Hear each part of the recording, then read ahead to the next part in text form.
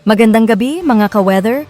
Ngayon ay Wednesday, October 29, 2025.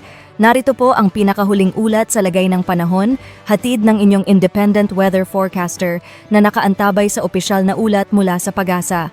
Patuloy pa rin po ang mga pag-ulan sa malaking bahagi ng ating bansa dahil sa iba't ibang umiiral na weather systems. Sa extreme northern Luzon, umiihip pa rin ang amihan o northeast monsoon. Ito ang malamig na hangin mula sa mainland Asia na nagdadala ng bahagyang malamig na panahon at mahihinang ulan, particular sa Batanes at Babuyan Group of Islands. Samantala, sa northern at central Luzon, umiiral naman ang easterlies o mainit na hangin mula sa karagatang Pasipiko na nagdudulot ng mga pulupulong pag-ulan o localized thunderstorms. Doon naman sa bahagi kung saan nagsasalubong ang amihan at easterlies, nabubuo ang tinatawag na shear line na siyang dahilan ng mga pag-ulan sa northeastern part ng Luzon, lalo na sa Cagayan, Isabela at Aurora. Habang sa southern Luzon, Visayas at Mindanao, umiiral pa rin ang Intertropical Convergence Zone, ITCZ. Ang linya kung saan nagsasalubong ang hangin mula sa Hilaga at Timog Hemisphere na nagdudulot ng malawakang kaulapan, malalakas na thunderstorms at posibleng pagbuo ng low pressure area. Batay sa pinakahuling ulat ng Pag-asa, wala pa tayong namamata ang low pressure area sa loob o paligid ng ating Philippine Area of Responsibility, ngunit sa mga susunod na araw ay may mataas na posibilidad ng pagbuo ng isa o higit pang weather disturbance. Ngayong gabi hanggang bukas ng umaga, mataas pa rin ang tsansa ng pag-ulan sa Calabarzon, Metro Manila, Bicol Region, Mimaropa, Visayas at Mindanao dahil sa ITCZ. Mataas din ang posibilidad ng ulan sa Batanes at Babuyan Islands dahil sa amihan, habang sa Cagayan, Isabela at Aurora, asahan ang mga madalas na pag-ulan dulot ng easterlies at shear line. Ayon sa pinakahuling Tropical Cyclone Threat Potential Forecast ng Pag-asa, posibleng may mabuo na low pressure area sa loob ng ITCZ sa pagitan ng Thursday at Friday, na unang mamataan sa Visayas bago ito kumilos patungong Sulu Sea at Palawan sa pagtatapos ng linggo. Mababa pa rin ang posibilidad na ito ay maging ganap na bagyo, ngunit magdudulot ito ng mga pag-ulan sa Luzon, Visayas at Mindanao.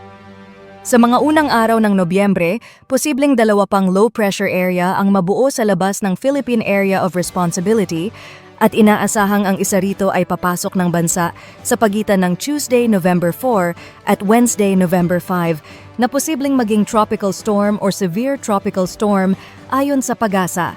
Ang susunod na mga pangalan ng bagyo ay Tino at Uwan at tinatayang 2 hanggang 3 bagyo ang maaaring pumasok ngayong buwan ng Nobyembre. At sa ating forecast per region, sa Luzon, Batanes at Babuyan Islands, maulap na kalangitan na may mga mahihinang pag-ulan dulot ng amihan. Aurora, Cagayan at Isabela, maulap na kalangitan na may scattered rains at thunderstorms dahil sa shear line at easterlies. Southern Luzon, kabilang ang Bicol Region, Calabarzon, Mimaropa at Metro Manila. Makulimlim na panahon na may mga pag-ulan at thunderstorms dulot ng ITCZ. Ilocos at Cordillera Regions, bahagyang maulap hanggang maulap na kalangitan. May tsansa ng mga pulupulong ulan o localized thunderstorms. Visayas at Mindanao, maulap na kalangitan na may scattered rains at thunderstorms dahil sa ITCZ. Hindi tuloy-tuloy ang ulan, ngunit kung uulan, inaasahang magiging light to moderate hanggang sa heavy at times. Maging alerto sa mga posibleng pagbaha at landslide dahil ilang araw nang umuulan sa mga lugar na ito. At sa sea condition, may nakataas na gale warning sa Batanes at Babuyan Islands kung saan posibleng umabot sa 4.5 meters ang taas ng alon. Pinapayuhan ang mga mangingisda at may maliliit na sasakyang pandagat na huwag munang pumalaot. Sa natitirang bahagi ng Northern Luzon, maalon pa rin ang dagat kahit wala ng gale warning, habang sa Central Luzon hanggang Mindanao, banayad hanggang katamtaman ang mga alon.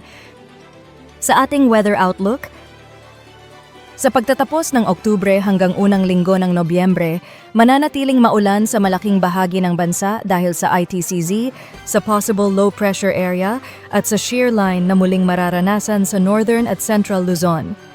Ayon sa Pag-asa, Friday, Halloween, mataas ang tsansa ng ulan sa Bicol Region, Mimaropa, Quezon, Batangas at Palawan.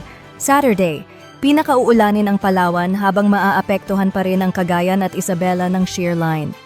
Sunday, patuloy ang mga pag-ulan sa Cagayan Valley, Aurora, Northern Quezon, Apayao at Kalinga. Sa Visayas, mataas ang posibilidad ng ulan sa buong rehiyon sa Friday, lalo na sa mga dadalaw sa sementeryo. Sa Mindanao, pinakauulanin ang Zamboanga Peninsula at Northern Mindanao, habang sa weekend ay magiging mas maaraw na panahon na may posibilidad ng mga panandaliang localized thunderstorms sa hapon o gabi. Muli, mga kababayan, maging alerto sa mga pagbaha, landslides at biglaang pagbabago ng panahon.